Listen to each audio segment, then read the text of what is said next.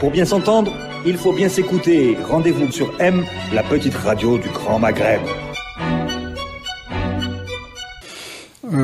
L'armée était homogène. Il n'y avait absolument aucun problème sur ce plan-là. J'ai tout simplement catégorisé l'appartenance de ces cadres. Au sein de l'ANP, il y avait les déserteurs de l'armée française, ceux qui avaient été formés au Moyen-Orient, ceux qui venaient des maquis de l'intérieur, qui étaient restés vivants parce qu'on n'avait plus beaucoup, malheureusement. La guerre les avait pratiquement tous exterminés. Et ceux des frontières. Entre nous, il n'y avait pas de guerre ou de coupure. C'était une façon de nous identifier. L'un vient de tel endroit, l'autre de tel endroit, mais on travaillait dans la bonne entente, ensemble, sans aucun problème. S'il y a eu parfois des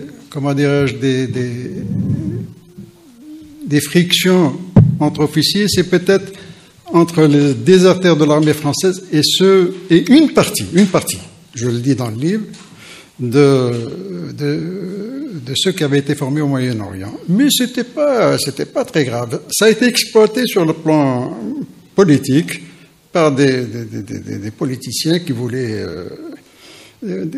probablement discréditer le président Boumedienne, qui, lui, avait joué justement un peu sur ces catégories pour maintenir l'équilibre interne au sein du pouvoir. Vous dites dans le livre qu'on a laissé entendre que les officiers DAF, déserteurs de l'armée française, avaient plus de professionnalisme. Et vous vous êtes inscrit en faux pour dire que c'était pas si vrai que ça. Absolument, absolument. Les officiers déserteurs de l'armée française, en général, je ne parle pas de quelques anciens, tels que Chabou, Zerghini, Boutella, qui avaient fait Abdelmoumen, qui avait fait l'armée française et avait fait les guerres d'Indochine. Hein. Ceux-là, d'ailleurs, ils n'étaient pas tellement considérés comme des officiers déserteurs de l'armée française.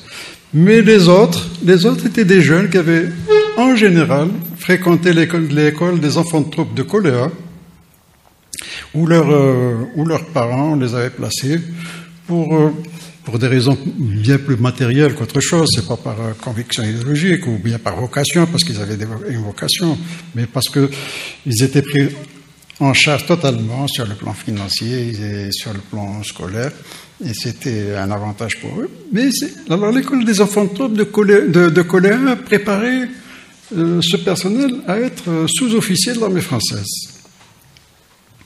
Ils ont reçu au départ une scolarisation normale et parallèlement une formation militaire. Bon, par la suite, avec la promotion Lacoste, ils ont été promus. Enfin, ils ont bénéficié d'une formation dans des pelotons d'officiers, pas dans les écoles militaires, pas en socir. Ils ont fréquenté des stages.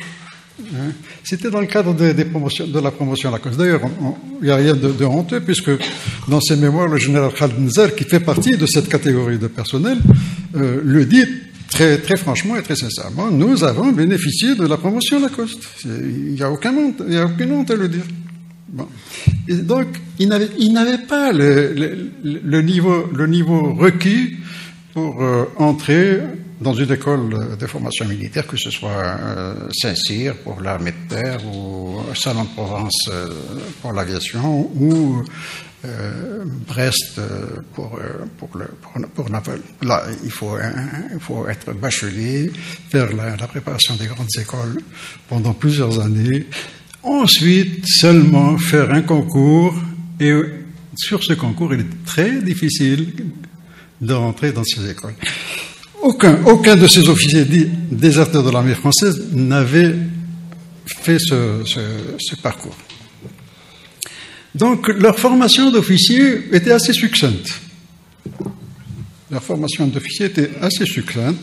Et c'est à ce titre, je dis que les officiers de l'armée française formés au Moyen-Orient avaient une formation plus solide. Parce qu'ils avaient suivi le cursus d'une école militaire normale. Sur le plan même de la langue française, puisque le français, la France, etc., la plupart de ceux qui avaient fait les écoles du Moyen-Orient étaient des lycéens qui avaient un niveau supérieur en langue française à celui des déserteurs de l'armée française.